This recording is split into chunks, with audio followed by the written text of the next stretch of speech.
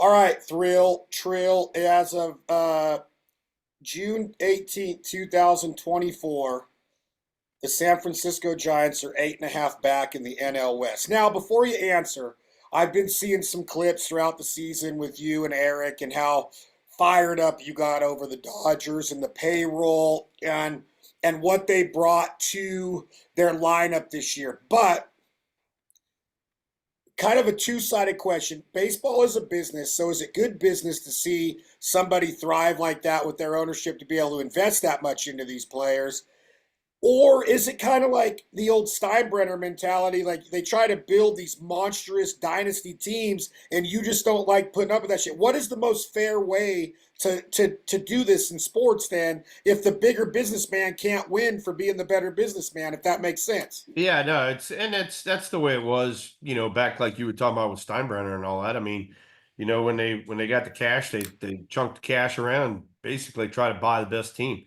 And, you know, the way baseball works, and this is the beauty of the sport, is it's 6 months, it's a marathon, it's not a sprint. And, you got to dodge the injury bug, and you can't have one of your star players go down, and stuff like that. So, in the long run, it kind of all evens out, but also at the same time, it's like, like you were talking about, how did the Pittsburghs and the Cincinnatis, kind of keep pace with the big guys? So with this new report of Mookie being out, have they said how long he might be out with the broken hand? I don't know. I don't know. Kid, oh, this is going to sound weird, but you would think with three former American League and National League MVPs and the rotation that they have, Bueller being back now, I would have thought the Dodgers would have been a lot more on the win side than they are with as many losses as they have. Why is baseball, it just shows how hard this game is, Will Clark, that they could have all that talent, all that money invested, and then go into these smaller market clubs and get beat by a Pittsburgh or a team that doesn't have that much invested into their lineup. You know what I'm saying? Yeah, no, and that's, I mean, I hate to say it, but that's, like I said a minute ago, that's the beauty of the sport. I mean, you could go into, like you said, a Pittsburgh or Milwaukee. Milwaukee's actually playing well, but Cincinnati, and you run into the guy who's on the mound that day for the other team, and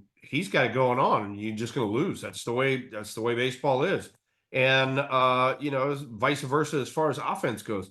You make one mistake out over the plate, guy hits a homer, wound up losing the game because of that one mistake. And then you can also do the flip side of things. You can, have a game where you throw 15, 20 pitches right down the middle and every one of them are fouled off. And you're like, oh, Jesus, I got away with a bad mistake there. But, that's the beauty of the sport. That's why we play it. That's why it is such a long season, is because you can't get a perfect read on each team in just a month or two. Where is your heart lies in San Francisco. You're a San Francisco Giant Hall of Famer, should be a Cooperstown Major League Baseball Hall of Famer. Your number is one of the only 9 or 10, 12 numbers on the wall of the New York and San Francisco Giants, which includes Willie Mays and Willie McCovey and Barry Bonds and Will Clark. And there's more up there. Don't get me quoted on all of them. But unbelievable career. Your heart lies in San Francisco in the Bay Area with the Giants. You did play for the Rangers. You played for St. Louis Cardinals. But where do you see the team right now? Are you happy with it? Is it a bunch of no names almost at the San Francisco Giants that Bob Melvin has to work with? Is the new management as far as on the field with Matt Williams at third base and Bob as the helm? Are you happy with it? Do we have a shot at the wild card? What are you thinking at this point in the season as we approach the All-Star break? Yeah, no, I mean, you kind of hit the nail on the head. One of my old teammates, Bob Melvin, is the manager. Matt Williams, another teammate, uh, is our third base coach. And so, I had some guys come up to me in spring training. They're like, "Hey, is this old school baseball?" And I go, "Yeah." And they go, "We like it." I'm like, "Ta-da! There you go." So, I think that we're definitely headed in the right direction. We have, and just exactly what I had told you before, we've been hit with the injury bug. Lamont Wade was leading the National League. He's first baseman for us. He was leading the National League on base percentage, and he goes down with a hamstring injury. Going to wind up missing a month. We had Blake Snell, who was last year's Cy Young winner. Wound up, signing late. Didn't have really a big spring training. He got hurt. He's coming back in a little bit. We got a former Cy Young winner with the Seattle Mariners, Robbie Ray, and Robbie's coming back from arm surgery. He'll be ready in the second half. And then we have another pitcher by the name of Alex Cobb, who is supposed to be in our rotation. He's coming back in the second half. So, my whole theory on this season going in was let's make it to the All-Star break, stay close, especially around the wild card, vicinity. And the second half could be a monster second half for us because we're getting all these missing pieces back into our team. And, so I'm really looking forward to a big second half for the San Francisco Giants. How does it make you feel when you are actually in the stadium as a former player? You are 60 years old as of this last March. You're still young. You probably, not even probably, can still hit major league pitching because I've seen your videos and your swing right now. One of the prettiest swings of all time in the history of baseball. What does it make you feel like when you're in the yard now, Will, at minor league stadium, looking at the up-and-comers or at the major league level? How do you feel as a man, knowing your career? We all know what you did with the bat and the glove. Right. We know how you played, but what do you feel inside when you're there and people see you and come up to you and shake your hand and want a picture? How does it make you feel? It feels fabulous. I mean, like you mentioned before, San Francisco is my second home, and doing the job that I did there for darn near 10 years. I mean, good Lord, I go around the stadium and I stop and sign autographs and, get people coming up to me left and right. And it's kind of funny when, people our age, are coming up and saying, I was your biggest fan when I was a teenager and stuff. I'm like, oh my God, And, I had your cardboard cutout in my room when I was a kid. I'm like, oh, Jesus, it's that sense of accomplishment that, hey, look, I was supposed to go out there and do a job. I not only went out there and did the job, hopefully I did it the right way and people really appreciate it. And, you and I are both, you know, people persons in that we enjoy being around people. We enjoy telling stories and having a drink and relaxing with people. And I think that, when people see, hey, look, this is a celebrity that's acting, just like me, it makes it a lot, closer. And I have that relationship with everybody in San Francisco, so it's fun. At what point in your career or your maturity level as a man, I know you were raised the right way. One thing I notice about you is how you don't ever hold yourself in a higher regard than the elevator attendant or the usher. You remember every name. You have folks that were even ushers at Candlestick way Yep. back in the day when you were in the Giants in the late 80s and the early 90s. You don't forget a name or a face. Like, when did you learn that in your skill set? Or did that come along with maturity that you had to go from maybe having a chip on your shoulder? Were you ever cocky? Did you ever like carry that attitude of like, hey, I'm Will the Thrill, you don't have space in my world? Did you ever have that kind of attitude, and did it take maturity to get you to where you're at now? Because I've never seen a fan base react to a celebrity like they react to you, and the way you treat everybody in the stadium. Right. I mean, that had to do with, a lot of it was my upbringing, from being from the South, and yes, sir, and no, no, ma'am, and, respect authority, policemen, firemen, military, that kind of thing. And not only that is, and my dad used to preach it all the time, treat people the way you want to be treated. If you want to be treated like shit, that's what's going to happen if you keep doing that to other people. So, I was always very respectful growing up, and as is my son, my nephews, that kind of thing. But as far as my job went, yeah, I was cocky and arrogant. Um, and that was because of what I had to do. I mean, I'm up there competing. I'm by myself in the batter's box, and I'm competing not only for my team and my teammates and the people in the stands and all that, but I'm trying to beat 8 other guys out there on the field trying to run around and catch the ball. And so I did have that confidence, swagger, whatever you want to call. But after I got out of the sport, as far as playing goes, that really mellowed out quite a bit. You have been quoted in my presence of saying that George Brett was one of your, I don't know if it was hero, but he was a player that you really idolized Yeah, he coming was up. my idol, one of my idols. Okay, idol's a better word than hero. Have you watched the documentary that aired on MLB in December and they're re-airing it right now? Have you watched it all? I did. I did. How I wasn't gonna miss it. I mean, I love George to death, and every now and then I'll bump into him. I'll see him, whether it be at All-Star game or something like that. And he and I get along just like you and I do. And it's awesome, having a relationship with a guy who was one of your biggest idols. looking at his career and the way they portrayed it in that show and knowing what you did in your career as a left-handed hitter, he was a right-handed third baseman, sometimes right fielder, you were a first baseman. um, kind of kind of like the same mentality in the game: play hard, go into second hard. You got in a brawl in St. Louis, he got in a brawl in New York when he goes into Rigetti hard at third base. um, when you look at his career and you modeled your career after that, in a way, him being an idol, how hard was it to do what he did with the three batting titles in three different decades? And not to mention being kind of the son of Kansas City and never being traded, being their 20-year career. Do you wish you would have done that in San Francisco? I know that you respect the Rangers and the Cardinals and your career did what it did, but do you wish that you would have been a franchise player for the whole one team your whole career like George was?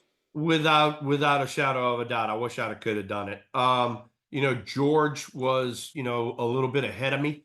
And so it was still that mentality with certain ball clubs that, hey, look, we're gonna keep our stars. They're not going anywhere.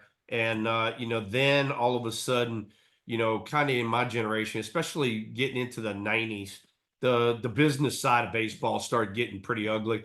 And I was not allowed to come back. I would have loved to have been a San Francisco Giant for the rest of my career, but I wasn't allowed to come back. So, that being said, yeah, I mean, doing what George did, three, batting championships in three different decades, that's never going to happen again. Nobody's ever going to do that. That just shows you what kind of special individual he was. And that's why I modeled my game after his.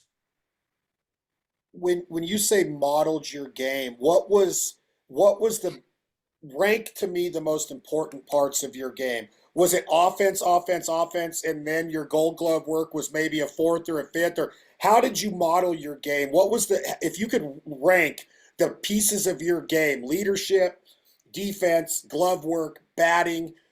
How did you model the way you practice and went about your daily routine to become what you did?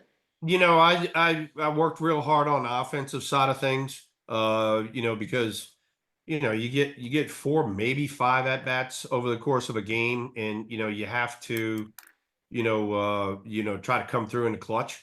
So, you work real hard at that. But then I was also taught, not only from my college coach, but then when I got into major leagues, all of my teammates and my coaching staff was, hey, look, you're going to have bad days offensively. You cannot have bad days defensively. You have to be able to stop the other guy. You have to take as much pride, if not more pride, in your defense as opposed to your offense. And so I had a definite system. When I got to the ballpark, had to watch some video. I'd go work on my hitting end of things. And then once batting practice started, I was straight defense. I worked on defense, defense, defense, and then it got to be game time. When you What was the feeling that you had coming out of Mississippi and being the Golden Spikes Award winner, a first round draft pick?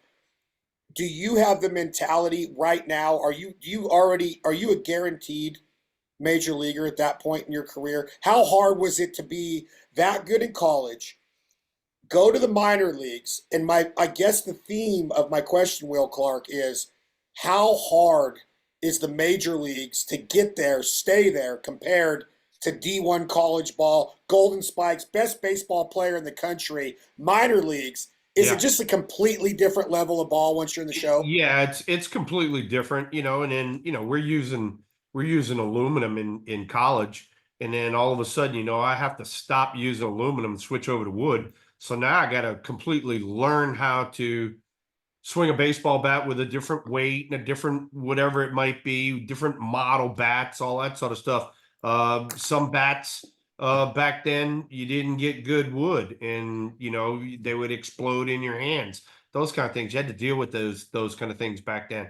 But being a D1 dude and a Golden Spikes winner and all that, being a first round draft choice. When I showed up in Fresno, California, I knew I had to start all over again and had to prove myself in order to get to the big leagues.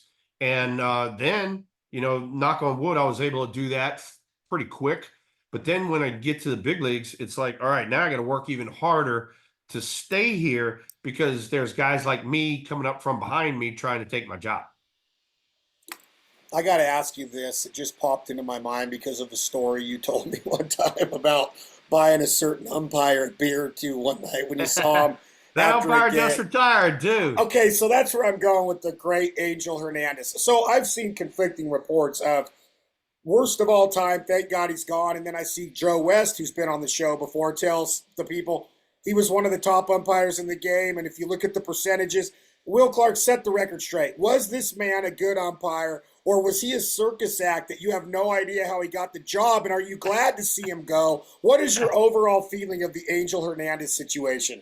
Look, Angel and I mean, you and I have told the story a few times, but Angel and I, it was a working relationship, and that's the one thing that as a major league ball player is, hey, look, these dudes that are, calling balls and strikes are out on the bases. They're trying to do the best job possible, and it's not easy. Sometimes, the ball runs a little bit further and he'll ring you up and the ball's off the plate, or you see a replay, ball's off the plate. But you deal with that human factor. And for me, it was, getting to be knowing these guys. I was out on the field my whole career with Joe West and almost my whole career for Angel Hernandez. And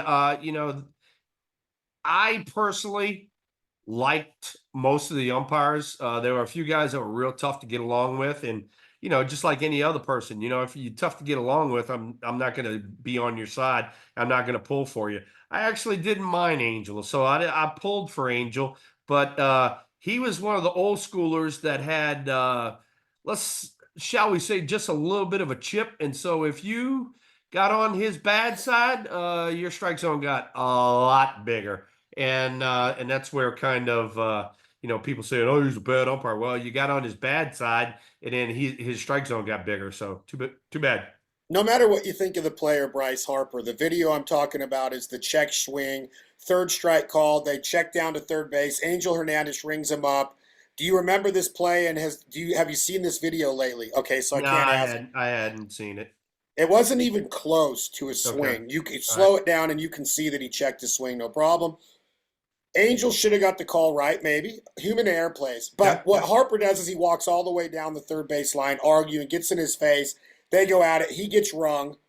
Then he throws his helmet like all the way into the stands almost on his way back to the first base dugout. okay. Is there a certain way a major league player should act in that instance as a role model, as an inspiration, or does the competitive edge take over? And hey, if he's fired up and Angel makes the bad call, does he have the right to act like that? What's your feeling on that being an old Yeah, no, school I mean mentality? he doesn't have the right to act like that. Look, he blew the call. All right, he blew the call. It's one at bat. Okay, whatever. I actually had something very similar happen to me back in the day. Check swing. I didn't think I went. The umpire rung me up.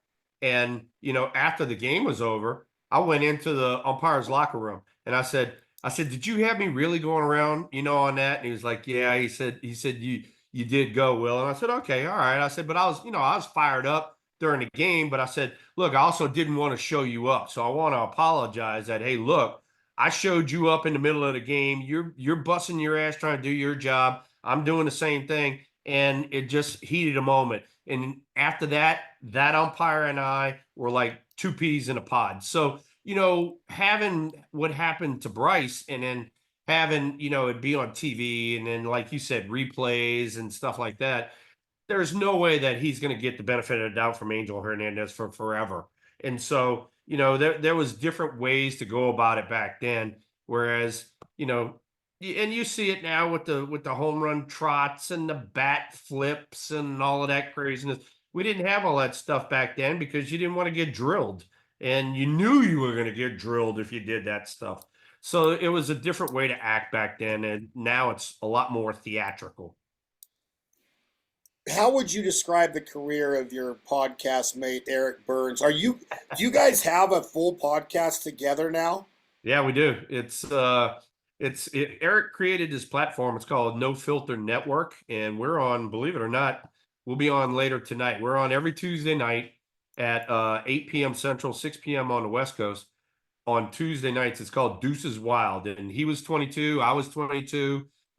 He was, when he was growing up, I was his idol. And what we do is it's very similar to what you and I are doing right now.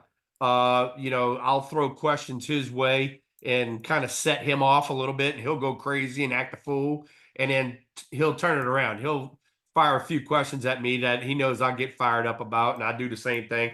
And it's really a good platform. And on top of that, while we're doing a podcast, there's a chat room, and so you can keep tabs of the fans that are in the chat room, and if they got questions, they'll fire them up there, and we'll cover it over the course of the podcast. How would you describe his career as with Oakland and his mentality in the game? Was he a special athlete? Because he still does amazing things athletically in his life.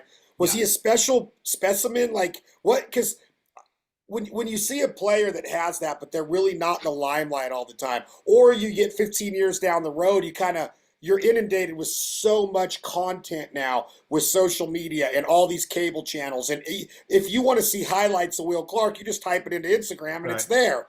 Right.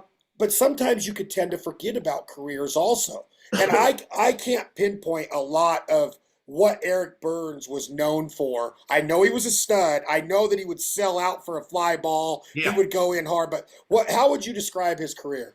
Eric Burns was, just like anybody that gets to the major leagues. If you get to the major leagues, you're a stud. I mean, you have earned it. Getting into major leagues is really tough. And Eric was a really good college player at UCLA. He played on his team with some other big leaguers like Troy Glaus and people like that. But he also was a human highlight film. He'd dive for anything. He's real high energy. I mean, it's till this day, he's real high energy. And watching him lay out for fly balls and just his work ethic, ran all ground balls out hard, ran all fly balls out hard. He was a guy that I looked at, after I got out the game, and I said, I like that guy. I like that guy, the way he plays baseball. And he had a very quality big league career. And now we get a chance to not only be friends, but cut up and laugh and giggle every Tuesday night. What did you think of two other A's, if you don't mind? And you might have even played with one in St. Louis. Was Mark McGwire and Jose Canseco good for the game of baseball in the big scheme of things? As far as, go ahead, sorry. No, I'm sorry. I actually played with both of those guys. Finish your question. When you look at the careers and how the careers ended, and you barely hear their names anymore, unless you're a baseball fanatic and you really study, like the asterisk air is weird to me because we are literally taking some of my childhood heroes like Clemens and Barry out of the equation of anything when I think that they're some of the best baseball players of all time to ever do it. Yeah. But when you look at the Canseco and the trouble and the book he wrote and the steroid era and the things that happened, and then McGwire with the steroids and Roger Maris's record and everything that he did that kind of got tarnished, what is your opinion? Is Deuces Wild on the podcast, if I asked you, should these guys be in the Hall of Fame? Are they badasses? Were they good for the baseball game? Did Bud Selig know that they were selling out every seat in the stadium with the long ball? Like, how does Will Clark look at that time in the sport? Without a shadow of a doubt, every one of those guys that you mentioned should be in the Hall of Fame. You know, I don't care, what was taken, what wasn't taken, whatever. Roger Clemens to win as many Cy Youngs as he did, and to absolutely be probably the most dominant pitcher of our era. Mark McGwire, the biggest power hitter of our era. I mean, you know how hard it is. Well, I mean, you and I laugh and giggle about it because we were doing it, in Kansas. We swinging a baseball bat with wiffle balls in the backyard, being little kids while we were on a hunting trip. But I mean, hitting a baseball and getting that thing, 400 feet out there, that is not an easy task. And then to be one of the best that you're ever going to do at it, or on the flip side of things, be the best that you're ever going to be as far as a pitcher goes, like Roger, like you talked about, or do it for as long and as dominant of a career as Barry Bonds. Those guys definitely belong in the Hall of Fame without a shadow of a doubt. And then you and I even talked about it too. Is like a guy like Pete Rose. He's got one of the records nobody's ever going to break. He for sure should be in there. And it's just a shame that people aren't. God, when you bring up Pete Rose and 40, I don't even, was it 41-37 or whatever? You gave me a Yeah, stat one time. Go ahead if you would again. You know the yeah, stat I'm talking about. yeah. No, so if you are going to break Pete Rose's record, you got to have 200 hits a year for 21 straight years, and then you're still going to be 52 hits shy. How many seasons did you have 200 hits? I had 0 seasons where I had 200 hits. My best ever was 196, and that's playing every day and hitting in the 300s, 330s, everything for a major league career, and not getting that many. I mean, look at probably the best hitter of our era, Tony Gwynn. I mean, Tony's got 3,300 and he had 200 hits like all the time. And he's still 1,000 hits shy of Pete. How did he do it then? It's amazing. Did It's they amazing. play more games back then? Yeah, I mean, because I talked to Pete because he was still playing, and he'd get on first base and we'd talk. Matter of fact, we went out to dinner a few times too when I was a younger player. And I asked him the same exact question. And he said, you got to have the best concentration and the best dedication of all time. He said, I never took a pitch off. He said, I was grinding every pitch. And I can promise you, I could sit here and swear on a Bible. There was some at bats where I just threw them away. I couldn't grind anymore. I was tired, exhausted, whatever. And Pete just grinded, grinded, grinded. If he got one, he wanted two. If he got two, he wanted three. If he got three, he wanted four. And that's how you get those numbers. When you go into a year like 2024, which is an Olympic year, do you think back of your time representing USA baseball in the United States of America? What kind of environment is Olympic baseball? Do you play with the same mentality that you took to the major leagues, or is it kind of like, we're playing against people that really aren't at our level, or did you have to be on your A game to win the games that you did as an Olympian? Yeah, no, matter of fact, even you just brought it up, but Mark McGuire was my teammate on the Olympic team, and Mark actually played more first base. So since he played first base, I actually moved to the outfield. I played left field and DH. But running out there with USA on your chest was something completely different than I was ever used to. I was a sophomore in college. I had just come off a dynamite year. I mean, dynamite year. And you know, I made the team. We had cuts. It was 40 something people to start out with. Then we cut to 25 because we were going on tour. We went on this barnstorming tour and we played something silly like, I don't know, 36 games in 32 days in 35 different cities or something like that. I mean, it was unbelievable how much baseball we played. But to go out there with USA on your chest and see people across the country go crazy over that was phenomenal. And then we had opening ceremonies. We're in the LA Coliseum, 120,000 people there. And we come walking out right after the Dream Team basketball team with Michael Jordan and all of those guys. The freaking Coliseum was rocking. It was going crazy how much USA it was. USA, USA. Matter of fact, but the hair on my back of my neck stands up when I tell a story because it was so cool. And then to go play in Dodger Stadium, which is where we played the baseball games, and same thing, USA, USA, USA. It was something completely different. I wasn't used to it, but I loved every minute of it. Fast forward to 2024 now, and I know that these kids that are going to represent America will still have that feeling of pride. But Will Clark, with the World Baseball Classic, with the domination of countries like the Dominican Yeah. and Puerto Rico and Cuba and Venezuela and all of these companies or countries that are represented in the major leagues more so than they have ever been. Even when you played, it's more represented worldwide now than it's ever been. Not to say that there wasn't Fernando Valenzuela and players from all over the country or all over the world. I get that. But do you think being an Olympian still holds as much water when you have all of those other countries represented so vastly now? And the World Baseball Classic is like the Yeah. Olympics of Major League Baseball now. Like, Yeah. it does it mean as much, you think?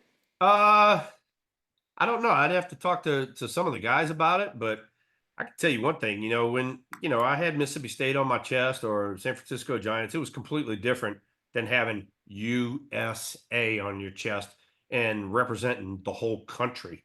And so for me, it was a huge sense of pride.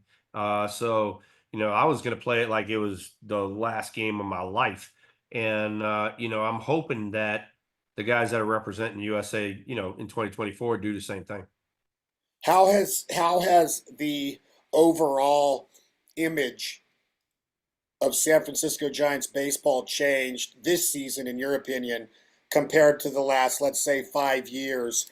Have you seen a different kind of energy in the park or in the dugout? I've definitely seen a different kind of energy in the park. I know that the fans like a lot of the stuff that Bob Melvin and new regime are doing right now. I know the fans like it a lot better. And I've seen definitely a renewed enthusiasm about the team. Like I said, we're kind of we're right around the 500 mark and trying to find a way to get into the postseason. We haven't even got to the All-Star break yet, so I'm looking forward to these guys putting together a real good second half and getting a good push and try to get that stadium filled up on an everyday basis because every ball game is going to mean everything in August and September.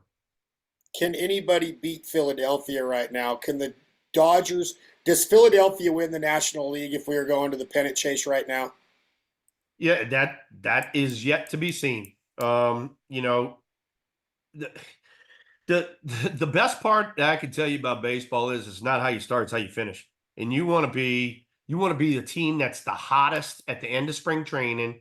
It not excuse me, not it's spring training, September. You want to be the team that's the hottest at the end of September, going into those playoffs, and then carry over. And a lot of it has to do with your pitching staff. If your pitching staff's dominant, then you got a real good shot at winning it. If your pitching staff's scuffling along and they're making a lot of mistakes, you're going to have some problems. Who's impressing you this year that you're keeping an eye on? Does anybody in the major leagues get Will Clark's vote of like, I'm going to watch this kid's highlights every night? Do you follow anybody? Does anybody like impress you to the point to where you're like, the way this kid gets his head of the bat to the ball, the way he plays? Do you follow anybody specifically, or do you just pay attention to what the Giants are doing? Yeah, no, I mean, I'm paying more attention to the Giants. A lot of the East Coast teams, New York, Philly, Atlanta, those kind of people, or Baltimore is another one. You keep track of those people because they're always in the news. But I'm more of a follow the West Coast teams because that's our division. So I try to do that. There's usually some ball players on the East Coast that I really don't know anything about, and kind of got to go do my homework on them, especially when it comes to the postseason type of situation. Whereas on the West Coast, I know most of those teams because I can see them play against the Giants and all of that. But one of the things I have never seen, I haven't seen Judge in person, and just knowing that he's a big fella is all I knew. But then the Yankees came into San Francisco. I was there for that series, and I was there for the Phillies series too. So getting a chance to watch, Judge and those guys and what kind of team they put together. That was fun to see. And then the Phillies have been having a good run of things here the last few years. So yeah, but it's going to be whoever gets hot in September, end of September. That's when everything comes together. It's a timing deal of It is. like you could have a team like the Rangers that had played 500 ball. Bochy gets them going in September, and all of a sudden they could be World Series champions again. So here's a story for you. So 1989. Tony Gwynn and I literally went down to the last day of the regular season for the batting title. And, he wound up beating me the last day. He got 3 hits. I got 1 hit. And, he was on first base and I congratulated him much. I shook his hand. Tony and I were really good friends anyway. And, I told him, I said, congratulations. I said, that was a hell of a run. I said, I thoroughly enjoyed it. I said, you pushed me and you made me a better ball player. And he nodded his head and thanked me and all that sort of stuff. He goes, yeah. He said, but you're going to the postseason. He said that I'll trade the batting title for the postseason. And I said, oh, that's a good point. That is a good point.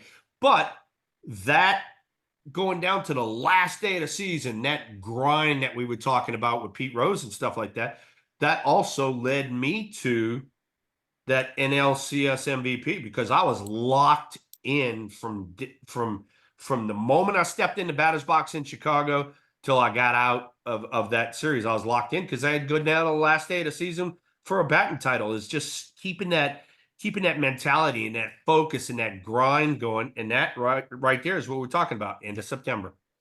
What when you say locked in, what has to happen for Will Clark to be locked in? Does the baseball look like a beach ball?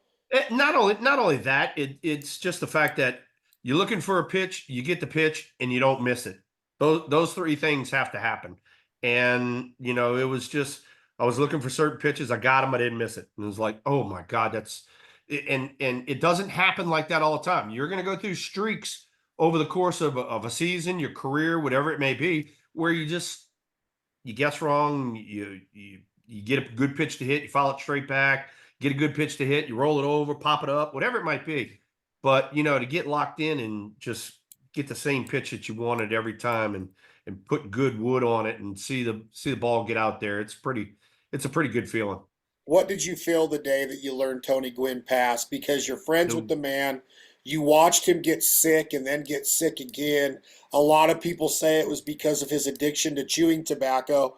What did you think as a player at that time with the unbelievable, and I'm assuming this, amount of respect that you had for him on the field as a man and as a player? Yeah, no, and then not only that too, it was kind of funny because I actually saw him the other day was his son, Tony Gwynn Jr. And when Tony Gwynn Jr. was growing up, Tony would get on first base. He goes, "My son likes you better than me," stuff like that. And we laughed and giggled, and I learned so much from a hitting standpoint from watching that man take extra batting practice. He'd come out there in San Diego and he'd take extra batting practice, and I was always sitting there just watching him. And then he'd get out the cage. Once he got out, finished working, I'd go walk up to him, "Hey, what are you working on?" and stuff like that. And then vice versa. I'd go hit early in San Francisco and I'd look over and Tony's watching me. So it was a mutual respect. It was a friendship, a working relationship. And when I heard him pass, I mean, I just shook my head because he was the best hitter of our generation by far. I'll tell you that from the get go because I watched that man do things with a baseball bat that nobody, and I'm talking about nobody today, can do with a baseball bat what that man did. What do you mean by things he did with the baseball bat besides swinging it? I was I watched him one day in San Diego. He was working on fastballs away. All right, he had the bat and practice pitcher. He was up close and he's throwing fastballs away. He hit 10 balls down the left field line that were within 5 feet of hitting the white chalk line down the left field line. And he's hitting them on the line. I mean, he's hitting freaking rockets, right? So after he's finished hitting, I eased on over there and I said, don't tell me you were working on hitting the left field line. He goes, yes, I was. And I was like, Oh my God. I couldn't fathom that. I mean, he is trying to hit the chalk line down the left field line, and he's within 5 feet every swing. I'm like, oh my God, that's incredible. Did he ever do that in a game to where he would like call it or like he was trying to do something like that, like a billiard shot, and you're just like, wow, the guy can put the ball where he wants it? It was easy to see. It was real easy to see from a hitter standpoint and playing, defense against him. I'd see the catcher move away, and I'm like, oh my God, he's gonna hit this one right over the shortstop's head, right over the shortstop's head. I mean, because I'd have been looking for the same pitch in the same situation. I'd have been trying to do that. He was just much better at it than everybody else. Did he have bat speed that he could get the Yes, he yes. had he had hands. He just had He had unbelievable gifted He had hands. he had great hand-eye coordination. He Even though he didn't swing a big bat because he stood close to the plate, he swung a 33-inch bat, but he what we call stayed through the zone for a long time. He didn't get in and get out. He didn't hit a lot of balls off the end of the bat.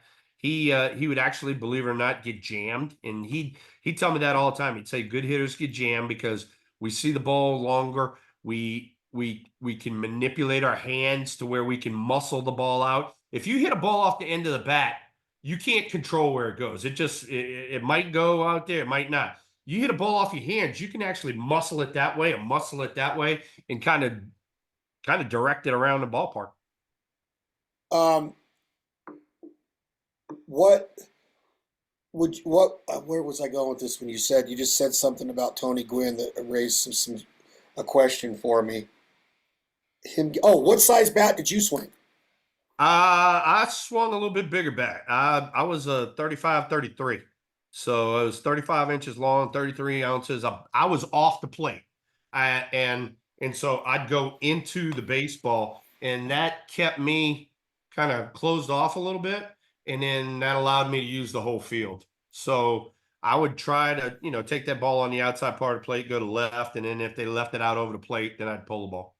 Was it common for major leaguers to use a 35-inch bat? Did McGuire, like bigger guys? Because Yeah, no, you're yeah, I mean, yeah, guys back then they didn't have problems, using big bats. I mean, I think Mark was real similar to me. I think he was 35, 33.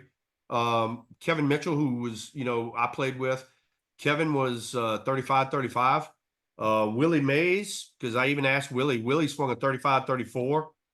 And Willie McCovey, oh my God. He told me, he said, I swing a 38, 38. He said, but if a guy throws pretty hard, I drop it down to 36, 36. I'm like, oh my God. they You even know, made a 38-inch bat? oh yeah, they can make anything you want.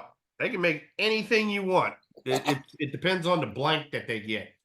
But I mean, you talk about a big fella. Stretch was a big man getting that big bat running through the zone. But you know, the theory now is, lighter, smaller, and get more bat speed. That's not necessarily the truth. It's how you generate the bat speed, how you get the bat through the zone, and then making perfect contact. You have to make perfect contact all the time. You start mishitting balls, you lose distance. Were you a fan of Keith Hernandez and Don Mattingly's overall approach to the game and their accomplishments? Like again, I'm going back to players that were studs when I was coming up, Yeah. and you don't really see a lot about Don Mattingly anymore unless you go searching for it, or Keith Right. Hernandez, but just an unassuming careers that were bad to the bone. Like what kind of players were they? Without a shadow of doubt, those Don was a contemporary. Keith was a little bit before me, and then I caught his last few years when he was with the Mets. But I mean, Keith was the first legitimate like athlete to play first base. I mean, everybody else was like, they take the old outfielders and put them at first and stuff like that. Keith was legitimately a defensive whiz and an athlete that played first base. And then Don and I were a little few years behind him. Don was probably about the same time as him, but we were contemporaries, I just love watching guys that did the job the right way at the position that I was playing, and I learned from them. I didn't get a chance to spend too much time with Don because he was in the American League, but Keith, he'd get to first base, and I'd compare notes about defense, hitting, stuff like that. Another contemporary was Mark Grace. Same thing with the Cubs. Gold Glove caliber and really good hitter, and having to play at Wrigley when the wind's blowing in, and on and on and on.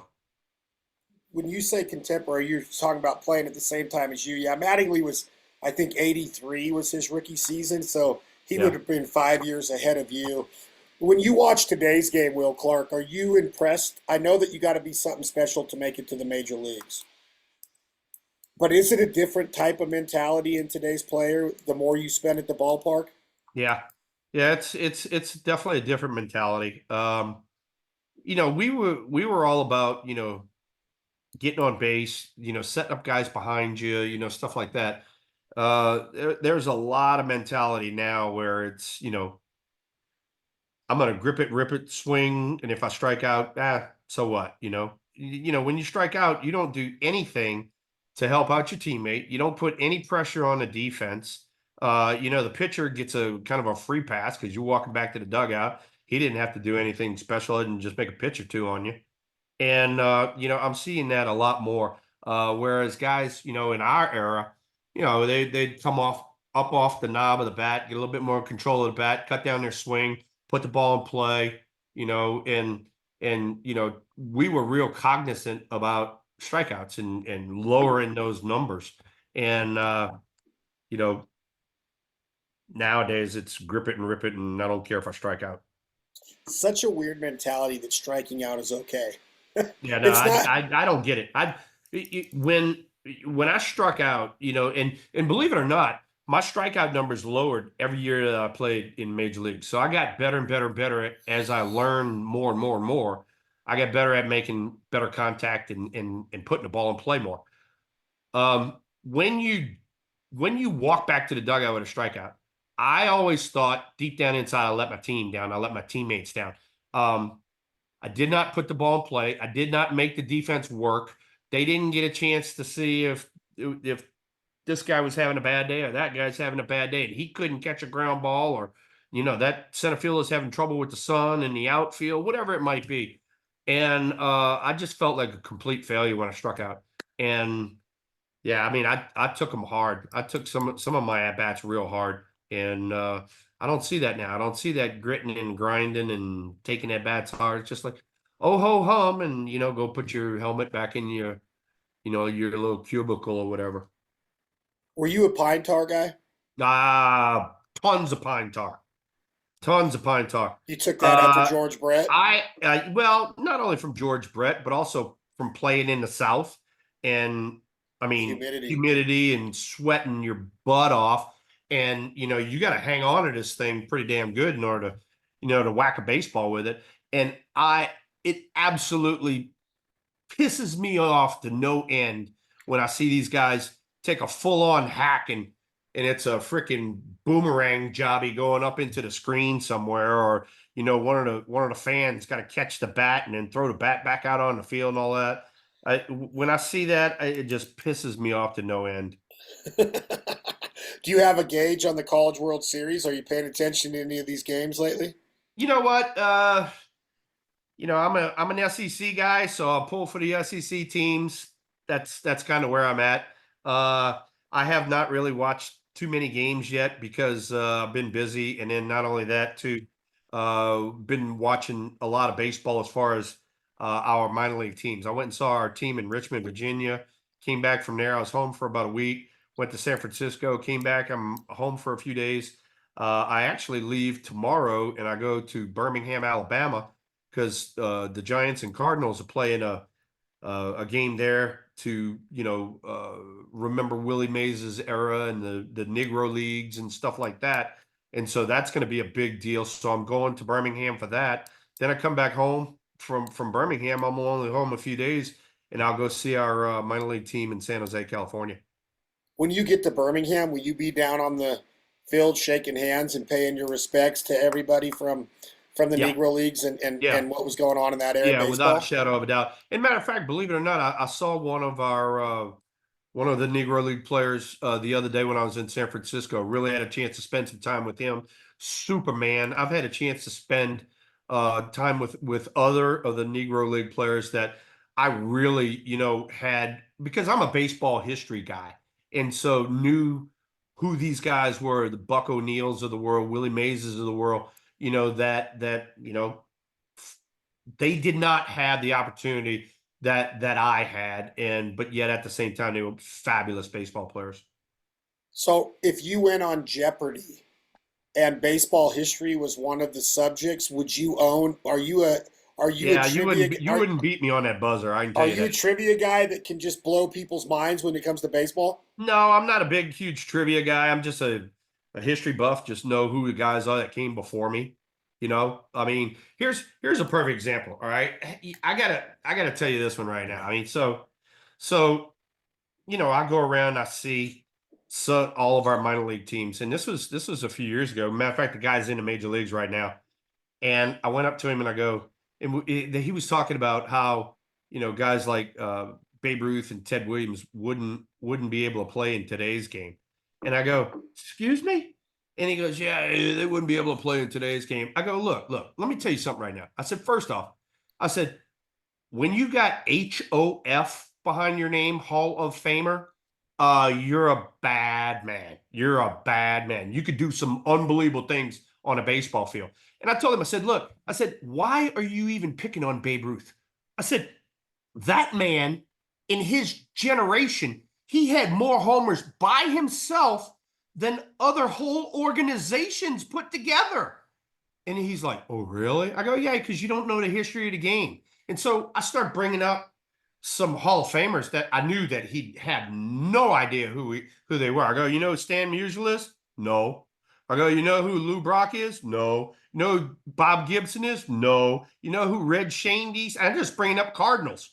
And this kid had no idea who they were. And I'm like, that's the difference in between me and you. I said, I know the history of the game. I know how hard it is to play this game. I said, and the reason that those guys right there are Hall of Famers, I said, they could hit a slider and you can't. I saw a stat the other day, Will Clark, just on the amount of complete games thrown in like the last decade compared to how many Bob Gibson threw by himself in his career. Unbelievable. Unbelievable. Or you don't even have to go to Bob Gibson. Go to Gaylord Perry. Look at Gaylord Perry. Something stupid like, I don't know. He had 27 complete games in one season or something like that. I don't know. I mean, it's unbelievable stats. But it's just the fact that I knew who the guys were that played before me and paved the way, and especially with the Giants. You were talking about, earlier, my number being retired, but I know all the rest of those guys that are up there, Johnny Mize and Christy Mathewson, and all of those guys.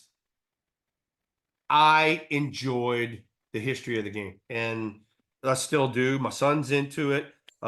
We have baseball trivia quizzes because he comes up with these unbelievable stats, and he sent me one the other day. Nolan Ryan and Luis Tiant got hooked up in a game, and Nolan Ryan threw, I don't know, 235 pitches and went into like the 14th inning, and Luis Tiant threw a complete game and only gave up like he threw a complete game, perfect game, 9 innings, and then gave up a hit in the 10th or something like that.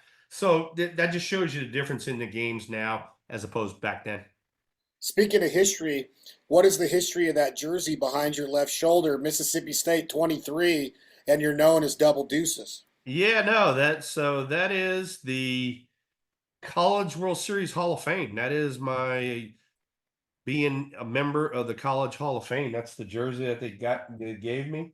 And my amateur career, my whole amateur career, I was 23.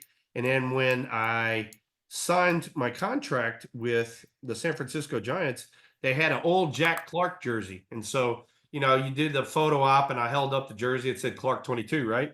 And so then I wound up making the San Francisco Giants the next year. And I went up to the clubhouse guy, Mike Murphy, and I said, hey, would you mind if I got, number 23? He goes, well, that's our shortstop, Jose Uribe. He said, you got to go talk to him. So I went over to Jose and I'm like, hey, bud, I've been 23 my whole career and all that. Can I have number 23? He goes, no, man, that's my jersey. You go get another one. So I'm like, all right. So I went back to Murph. And I'm like, hey, you still got that Clark 22 jersey? He goes, yeah. I was like, give me that one. I'll use that one. So And then it becomes retired. yeah, yeah, Jack yeah. Clark Jack Clark. to Yeah, we Will had Clark. two pretty solid Clark 22s in the Bay Area back to back. Why were you 23? Was there a mentor behind that or an idol No, behind that number? no. that I that was just Mattingly's number, right? Was Mattingly a yeah, 2-3? I think yeah. So, Mattingly was a 2-3. but yeah, but anyway, so like I keep them, I keep them laying around. But like, you see, I mean, I still hit quite a bit, and I got pine tar all over it. And as a matter of fact, it's still sticky because I am not chunking this thing out of my hand. So this is, nowadays, there's different brands. This is a Marucci. I You were in swung a Louisville. I swung Louisville and Walt and Rollins, and then this Louisville. is a 35-33. When was the last time you hit a baseball? 2 days ago. Off a tee or live pitching? No, Live BP. off a tee. I don't do live pitching anymore. But when I do go see these teams, there's a lot of things that I'm trying to get these kids to do, whether it be hold their hands a little higher, drop the back elbow, whatever it might be. And a lot of times they just, believe it or not, they don't get it. And so a lot of times I'll jump in the cage and I'll show them, like, hang on, this is what I'm talking about right here. And then yeah, take a few swings and they're like, oh, Jesus. And I go, yeah, that's what it's supposed to look like right there. Will, did you do a good job throughout your career of keeping memorabilia like that 23 Hall of Fame World Series NCAA jersey? Do you do you look back on it and go, man, I wish I'd have kept more of the stuff do you wish you would have got other jerseys signed by some of the players that you faced? Are you a memorabilia kind of guy, a nostalgia kind of guy that did a good job of collecting, or do you wish you would have done a better job? I was a memorabilia guy for the guys that I liked. Um, so like a George Brett, a Mike Schmidt, a Dale Murphy, guys like that, guys that I really liked, Tony Gwynn, guys that I liked and I respected. I was definitely a memorabilia guy. I got a bat from every one of those guys I just mentioned. Um, but just in general, just collecting stuff over the course, not as much of it as you would think. And the reason being because there was so much of my stuff out there that I was having enough problems keeping up with all of that too. How many autographs do you think? What was the most you think you ever signed in one season if you had to guesstimate a number? I was routinely getting 120,000 pieces of fan mail a year. No Routine. shit. Yeah, I mean, moving boxes full of fan mail would come down from the front office, and I was trying to keep up with it, and there was a lot of times where I couldn't do it over the course of the season, so I'd do it during the off season. Why do you ever get chastised for being so easy to your fans to get your autograph by the memorabilia guys that that make people pay for that kind I was at a football practice one day for the NFL, spring practice, summer practice, and an agent actually told me that they try to educate their players to master two different autographs, one for the kid that comes up at practice and then one that's going to be authentic on a baseball that they're going to sell for, at a show or whatever. Yeah, I get it. No, I was always pretty good about it. I mean, that was a big part of back then was, signing autographs. I'd try to sign as much as possible for the fans, and then I'd cut it off at a certain time where like, all right, now I got to go to work. The stuff, through the fan mail, that was getting kind of carried away. But that was also, the late 80s, early 90s, which is when the baseball card industry was going crazy. Here lately, it had kind of died down a little bit, but then all of a sudden, when COVID was getting ready to start up, it started back again. I was getting 3,000 pieces a month, and I just said enough of this. And so what I started doing was I started charging $20 per signature. If you sent it to me through the fan mail, I still charge $20 if you send it to me through the fan mail. And then what I do is I take all of that money and I donate it to Autism Speaks out in California. So, because Awesome. I'm the spokesperson for Autism Speaks in California, and so I donate all of that money for research and development and stuff like that for a cure for autism. Good for you. How awesome. How awesome. What did you think of the picture of the shadow box that my brother built for my Will Clark shrine? Did that make you proud? That made me proud. I was pretty fired up when you sent me the picture. I was like, good Lord, first off, he did a fabulous job on it. And then you got all of the stuff arranged perfectly and all that. Thought it was a really cool shadow box, and I hope you enjoy it.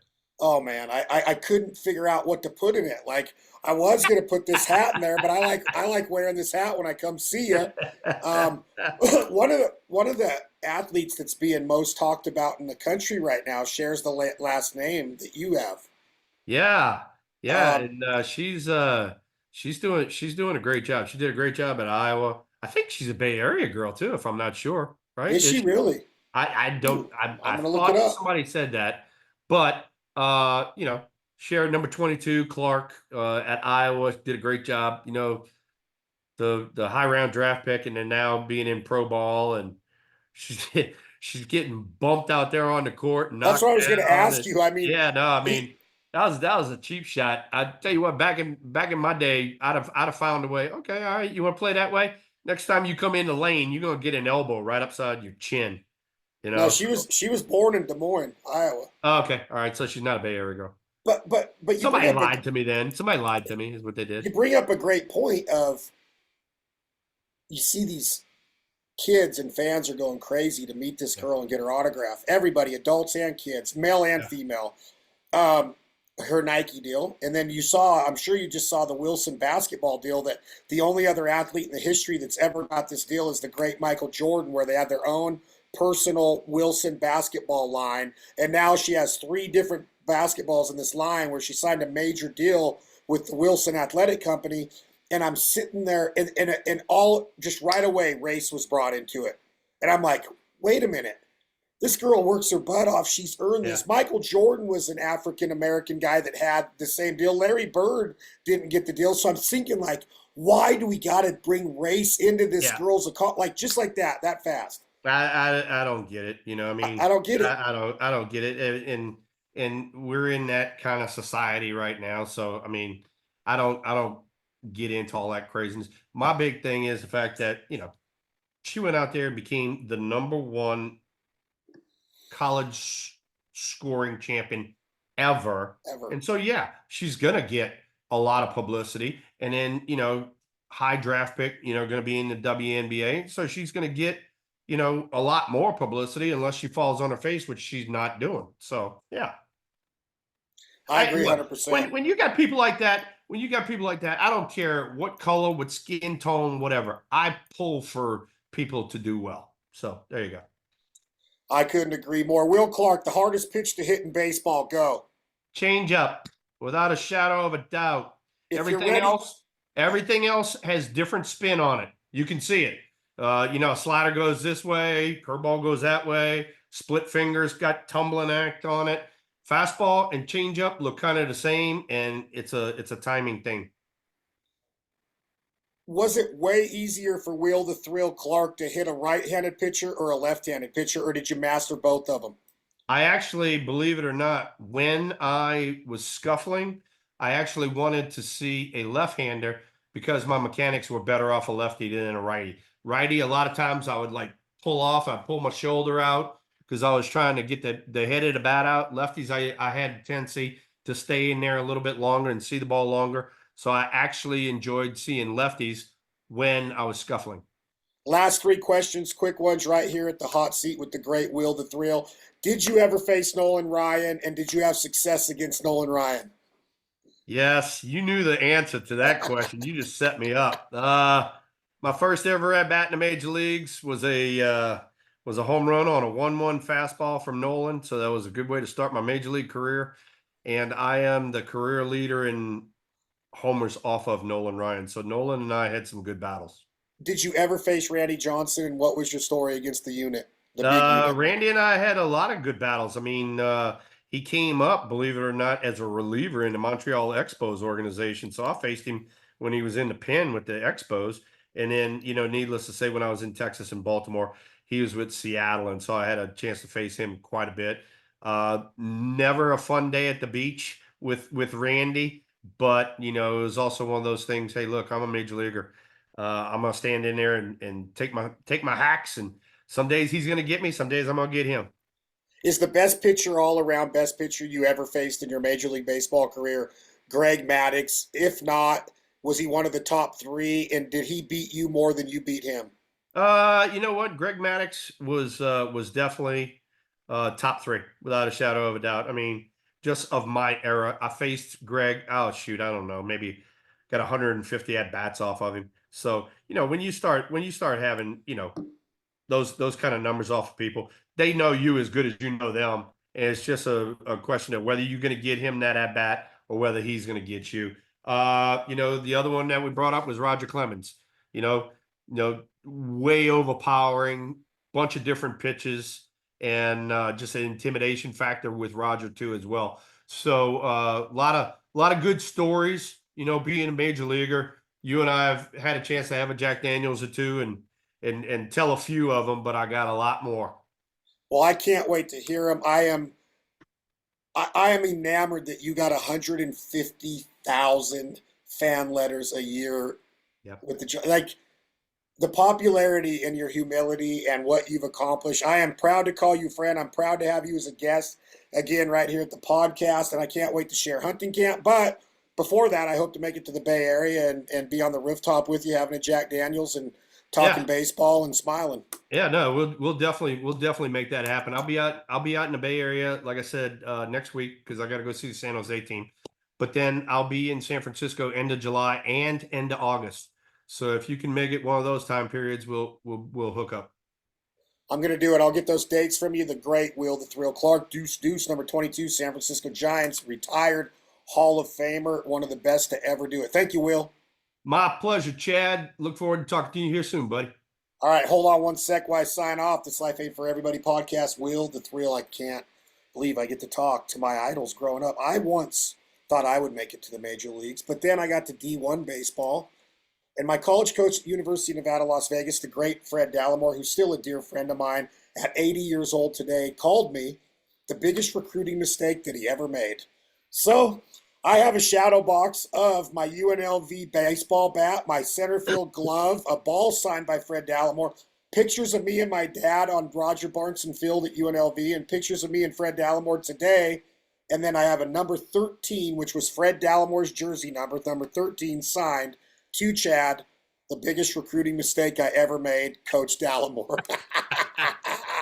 This has been another episode of This Life Ain't For Everybody. For Will Clark, Chad Billing, thank you all for the subscriptions, downloads, and thank you for Jack Daniels. Tennessee Sour Mash Whiskey. Enjoy it responsibly. Never allow underage drinking.